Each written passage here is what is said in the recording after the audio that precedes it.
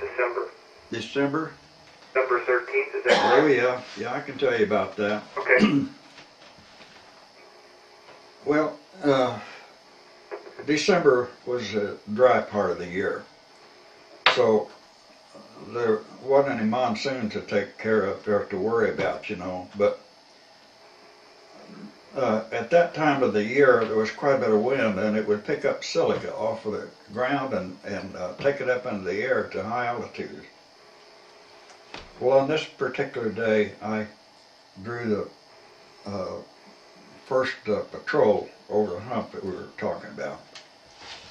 I was a flat leader, had 4 P-40s, and so we had been on a mission, a patrol mission for 3.5 hours. We'd been warned that the Japanese were likely to attack most any time, which they had already done in some other places. So the patrol mission was uneventful. We came back and landed.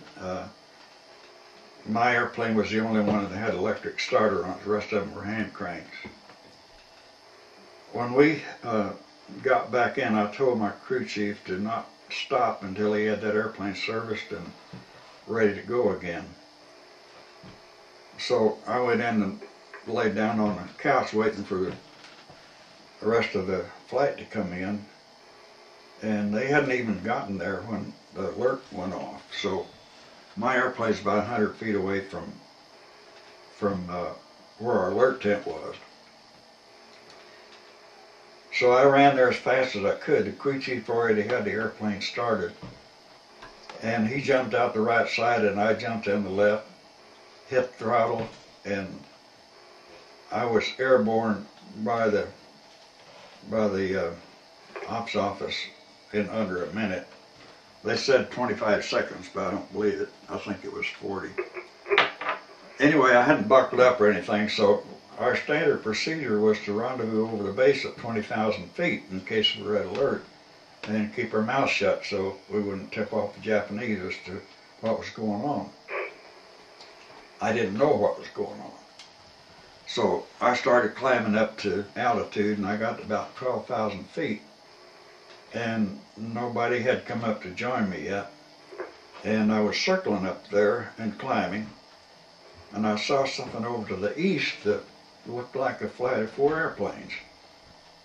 But being hazy like it was, you know, you can't tell too much, so I called the control center and asked them if there were any friendly aircraft in the area, and they said no, but they had a report of some unknown aircraft about 40 miles to the east. So I said, well, I see something, but it ain't 40 miles to the east, it's more like about 15. And they said, well, we don't have anything in that area. So I said, well, I'm going to leave my rendezvous point and go investigate, which I did. When I got a little closer to them, I could see that it wasn't 4 airplanes, it was 4 flights.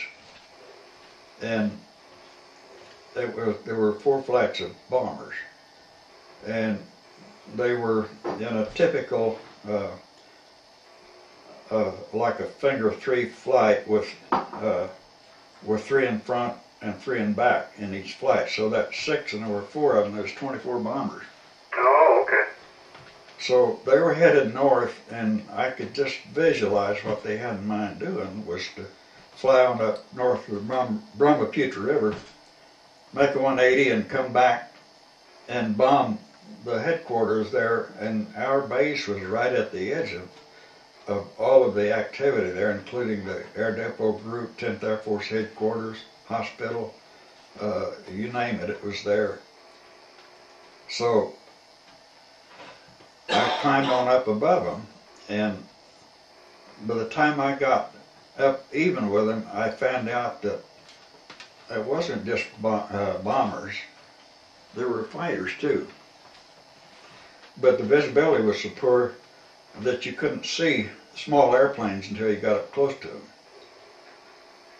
Well, when I got up there and saw what was in the sky, I started counting. Oh, a minute. Phil? Yeah? I gotta flip the tape, I'm sorry. Okay. Alright. Tell me when you're ready. Do you need to take some water or anything? No, I'm okay. Alright.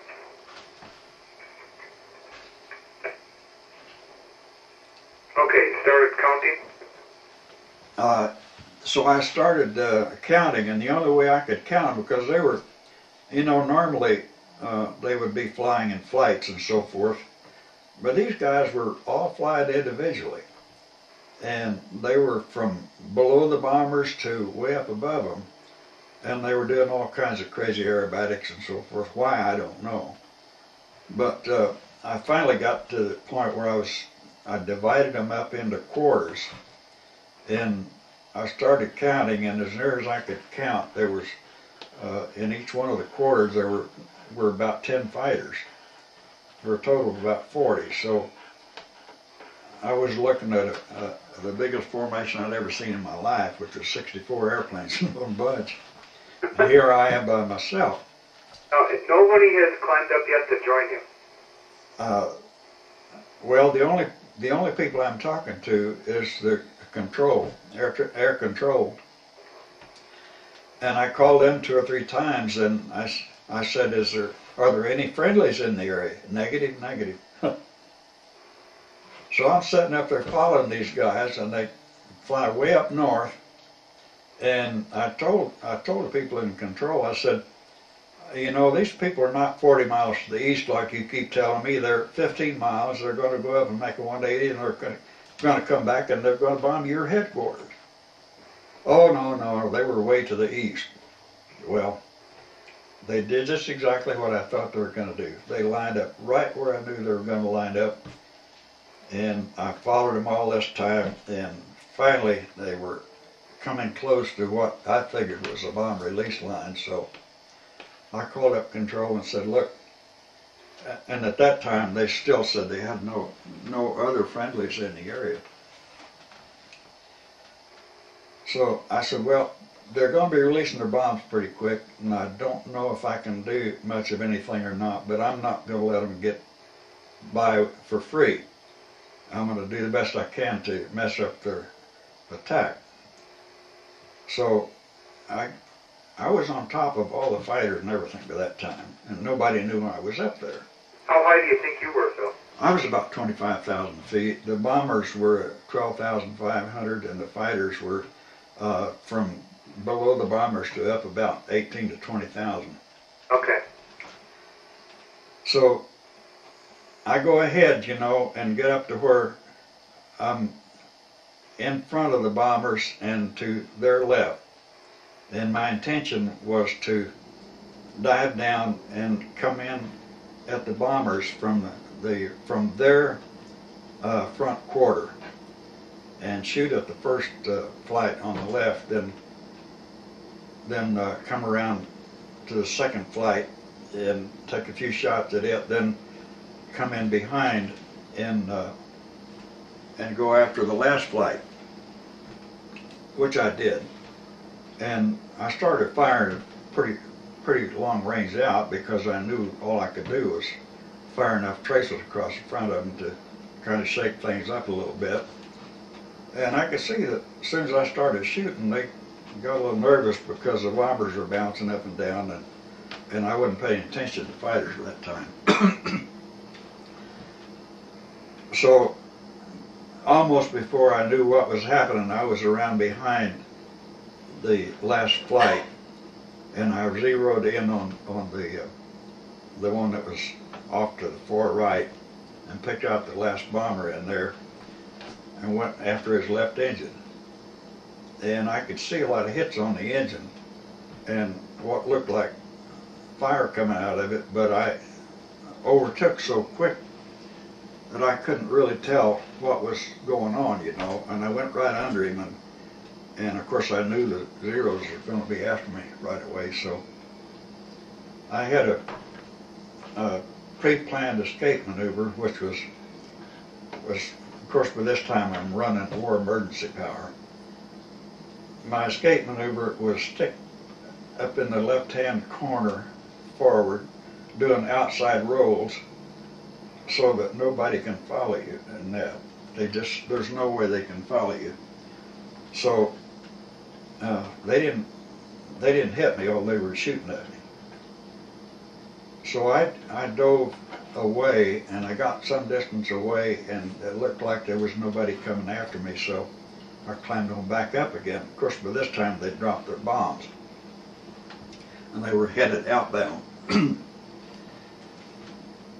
So I climbed back up again, and I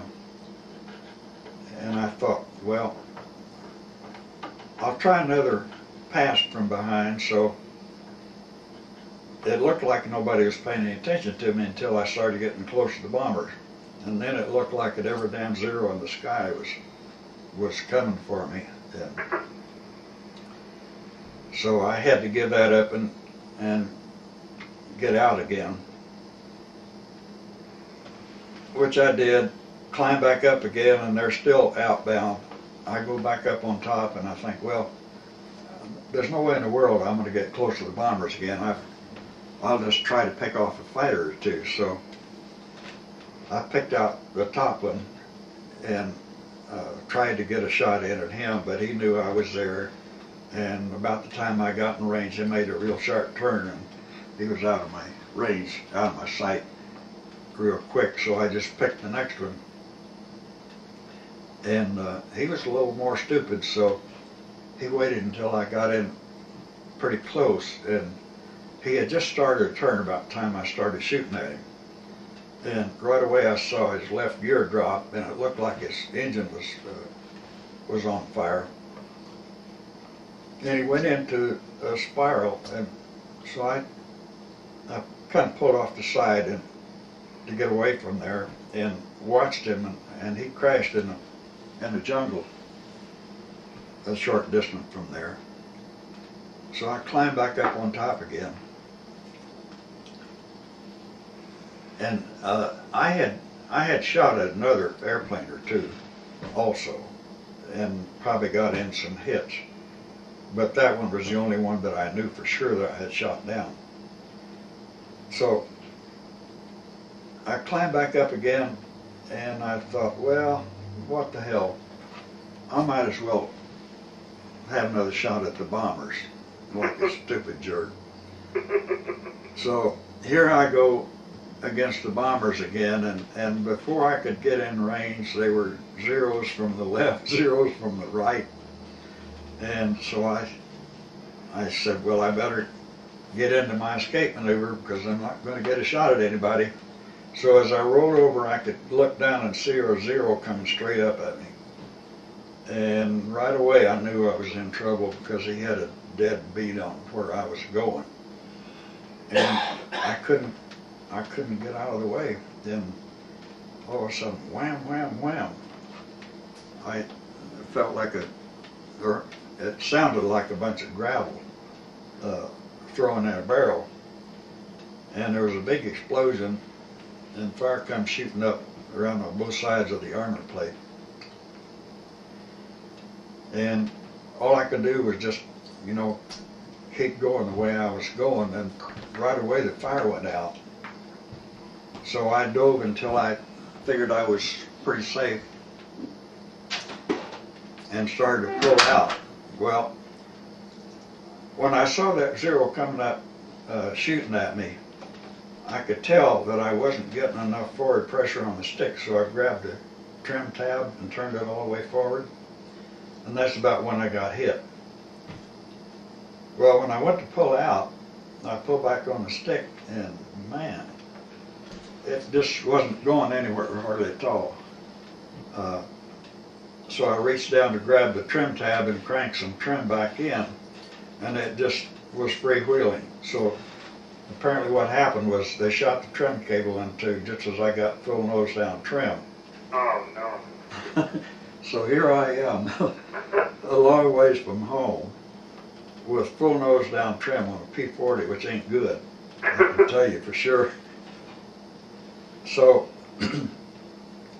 I finally managed to get the nose up to where I could see blue sky instead of green trees. And turned around and headed for home. Well, I got a little ways and I realized that I was going to have a problem because it was very hard to hold the nose up above the horizon, even using both hands. And I tried to get the seat belt around the stick and fasten it, but it wasn't long enough. And I kept losing altitude as long as I was flying right side up.